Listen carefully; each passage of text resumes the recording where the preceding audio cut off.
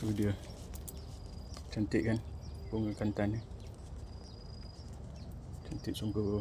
Cara susunan yang Allah ciptakan bunga, dan kita melihatnya pun rasa sangat-sangat tenang.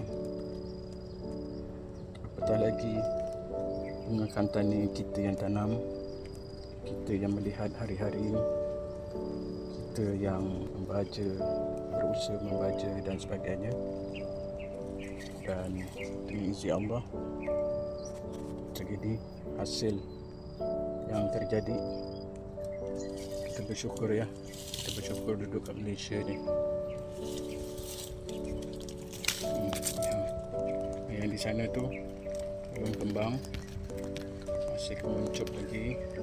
Dan yang ni dah kembang, tapi warna dia agak pink sedikit lah, dia tak merah macam tadi.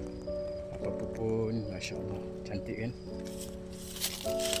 Ini yang saya cakap tadi, buah dia, buah pokok kantan. Dia akan pecah dan dia akan jadi biji benih yang baru untuk menggantikan yang lama. Macam ni lah. Ini semua anak-anak baru ni. Maknanya